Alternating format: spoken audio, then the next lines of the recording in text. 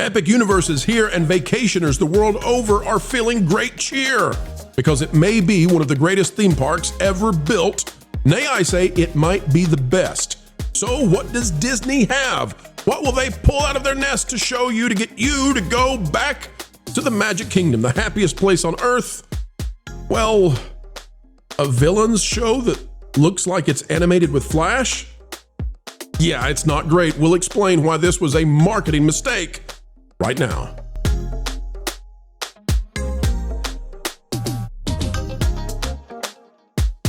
Hello, folks, and welcome back. It is our job to explain entertainment. Keeping you ahead of the culture curve is what we do, and we love doing so. Decades left in the can, and, well, we're sure Disney that they're big fans of us, and we're happy to continue to cover what they do. Today, we're going to uncover why they have made a major faux pas, a mistake, if you will, that is not going over well with audiences and could actually sabotage their efforts to bring out a Villains Land expansion in the future. We've got a panel that knows what they're talking about. Folks, shout us out by clicking that like button, and let's dive in right now. What is Disney going to do? How are they going to get you to come back to their parks with Epic Universe out there? Well, from that park place, Disney Villains Unfairly Ever After video surfaces online as show prepares to replace Muppet Vision for Disney World summer season.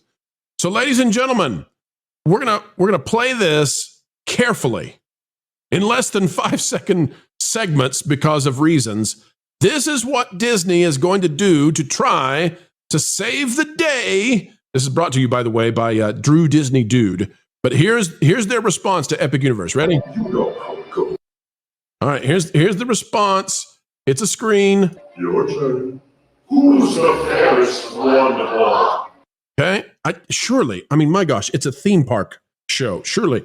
But look at this. This is what they've got. I've been enchanted to answer only to the... All right, see, we got to be quick. Who's ready to go watch live Captain Hook jump up and down and sing a pre-recorded track with a lot of screens? And then look, let's see. There are also screens where they're going to have, oh, there's the crocodile.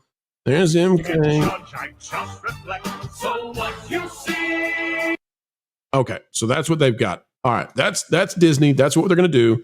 This is what they brought out on the day before Epic Universe. So I say we bring on somebody who is in Epic Universe right now. Let's go to Nolan. Nolan, we're watching what Disney is saying is their big winning hand, their big trump card, although they refuse to use the word Trump. Nolan, you're in Epic Universe on opening day. What say you? How is the park? Walk us through your experience. How does it compare to Disney World? How does it compare to other theme parks you've been in? Uh-oh, Jonas, I think we've got Nolan muted. Can we fix that? Hang on, Nolan. We're working on it. We don't have Nolan muted, actually. So no. It's not a StreamYard issue. Nolan's going to be on your side. Nope, we can't hear you. Okay. Nolan is saying that he loves the future and that San Dimas High School football rules. That's right. We're going to do it like Godzilla. Nolan, when he talks, we'll just insert the words. Nolan is having a good time, though, at Epic Universe. A lot of people are having a good time at Epic Universe. Nolan, walk us through, if you will, since we're having audio issues. We'll just go to plan B. Nolan, walk us through, please, into the wizarding world, and we'll take a look at that and how magnificent it is. And as we do, remember, folks, that this is not, I think, what Disney should be doing right now to counter it. I don't think that this is on the level of what we're seeing with Epic Universe. This is Disney's villain show. They're putting in the Lightning McQueen area next to Tower of Terror, and geez Louise, some of this stuff is just like, look at that. Look at that. It's not even a live actor. These are people, humans in costume who have been recorded, who are on screen playing Jafar. It's all weird. Anyway, let's go back to Nolan's feed and see what really good stuff looks like. While we do, panel, let's get you in here, starting with Vash. Vash, why did Disney decide to announce this villains show and have a direct comparison with what we see here? This is what Epic is bringing. Disney is giving this villains thing. Walk us through, what was the thinking on it? Yeah, I think this all goes back to the D23 Expo or Ultimate Fan Event out of 2024, maybe even before then, when probably actually in 2022, now that I think about it, When this kind of villains idea was first announced and first launched, if you remember back in that era, they had like a what if segment there as part of the D23 Ultimate Fan Event, or Expo as it was known at that time. It was very, very strange, but the crowd reaction was very, very loud. Josh Yamara actually gave a series of interviews afterwards talking about how the fan enthusiasm for that was more than maybe they expected. Then in 2024, we obviously got the announcement of a Villain's Land coming just beyond Rivers of America. And, well, now we know that, well, it's going to be at the expense of Rivers of America, which, well, that's most unfortunate. But again, the crowd reaction was very, very loud. And so it was like, okay, well, obviously, clearly, there's a hunger for villains. We've been working on villains concepts for a long time, but we do need something for the summer. Let's go ahead and rush something in so that we have some kind of compelling new attraction, especially for Disney's Hollywood Studios, when Epic Universe actually opens. And I think that's the kind of the thought process and how you get from there to there. Also, too, a lot of people have thought about how, Dark Universe, and with all of its amazing array of attractions there, how that kind of mirrors maybe what Disney is doing with Villain's Land. And that's the thing. What came first? I think Dark Universe came first, and it was like, oh, okay, let's go ahead and capitalize on that. Now that they actually know that reaction, I think they feel that installing a show like the one we just saw, might bring in the people, but I'm not so convinced. What's interesting, in that very long live stream that they had yesterday, that the less said about it, the better.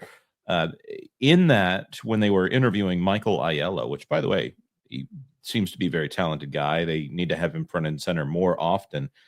They actually said to him, and you're the only theme park out there that can do an entire land dedicated to monsters, right as Disney is putting out their stuff about this new villain show, which it'll be another Disney show. I'm sure it'll be fine. There's nothing going to be wrong with it. It's probably not anything that's going to sell a specific ticket to anyone who isn't just going to show up to whatever's next at a Disney park.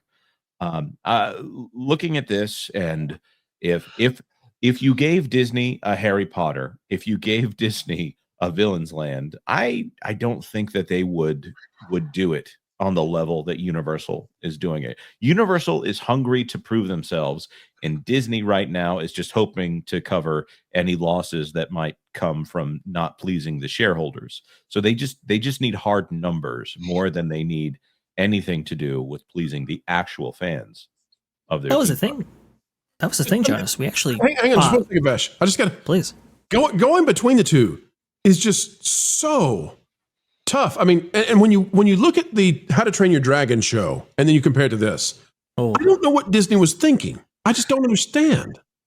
I think they wanted to do something very, very quickly and install something very, very quickly, and this was their solution. Remember, this was replacing the Lightning McQueen's Racing Academy over there at Disney Hollywood Studios.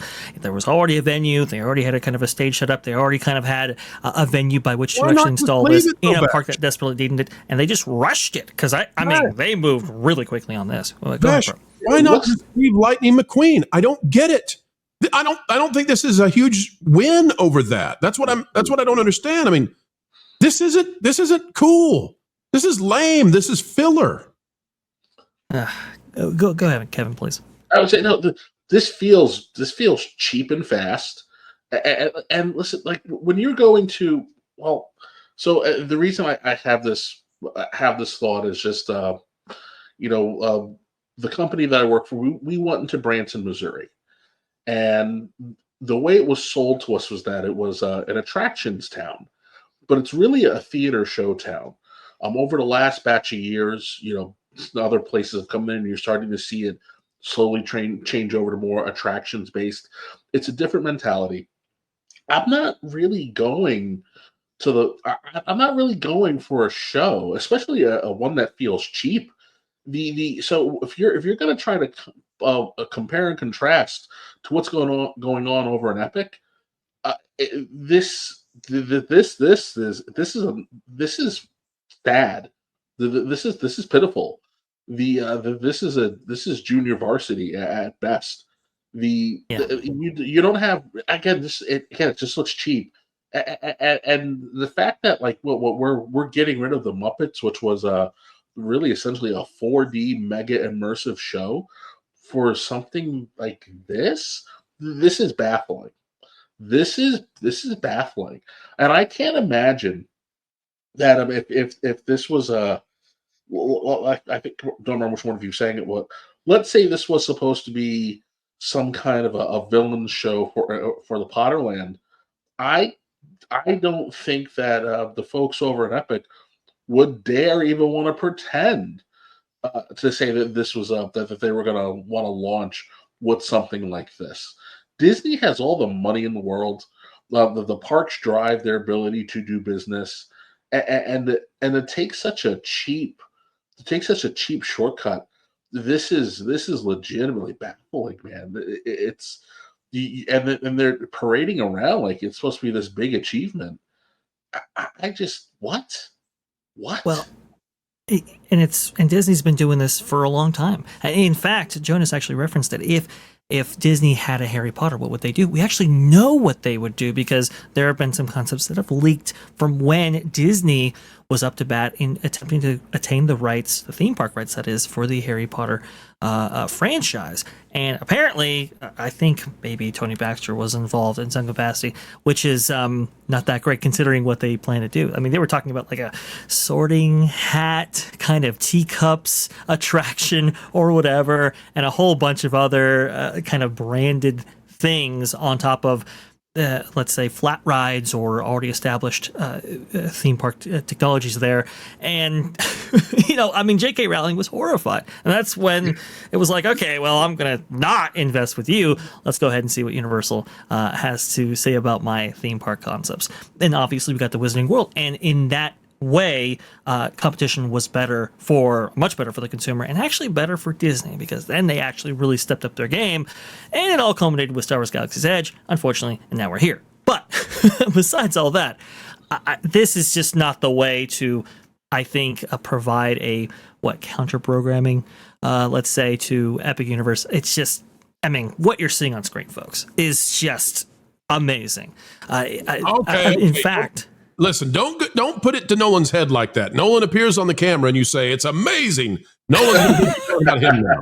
That's a fair point. But the facades, like what you're seeing right here, these are the smallest facades of what you're seeing right here are actually taller than the tallest facades that you actually see connected to Diagon Alley. I mean, the ambition here is insane.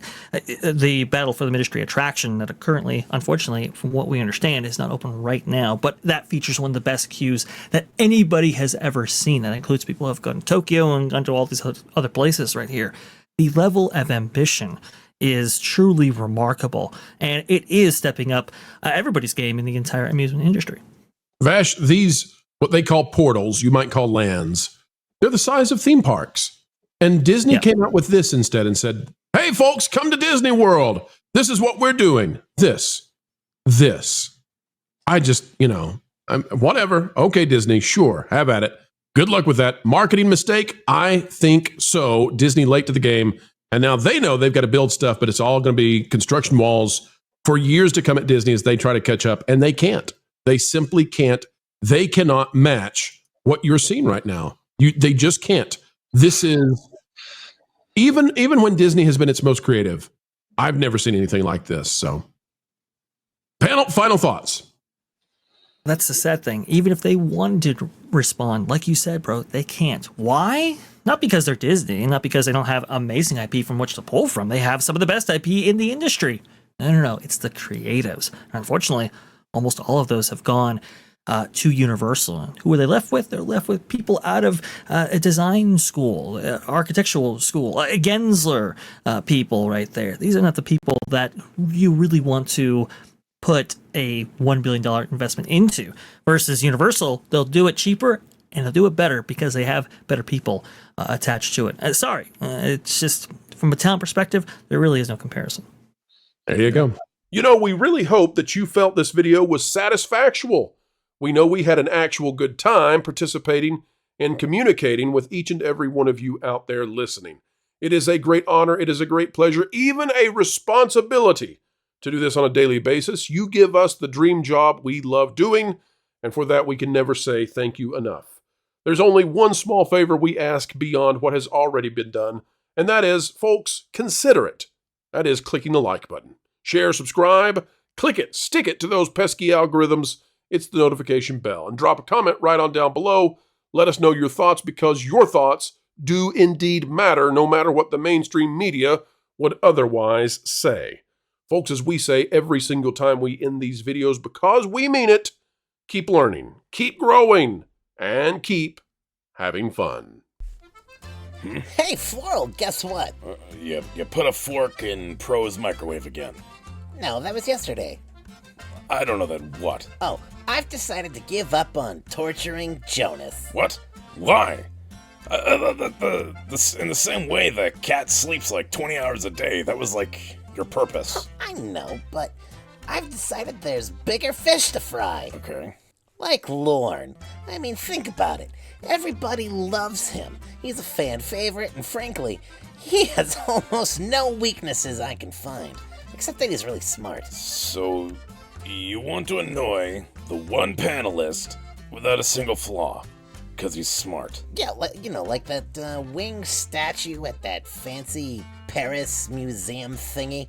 I want to break the one thing that everyone loves most. Right. So, kind of like the opposite of Rachel Zegler. Yeah, exactly. And I get to see her all the time at family reunions anyway. You get to see Rachel Zegler? Yeah. I mean, she's a total troll. Lives under a bridge, harasses billy goats, the whole 9 yards. It all makes sense now. Speaking of which, maybe she'll get me... Okay, call her on my... I'm gonna call her and see if she'll be in the next Indiana Jones. She should be the next Indiana Jones. That'll totally destroy Lord. He loves Indiana Jones. Oh, that's cruel.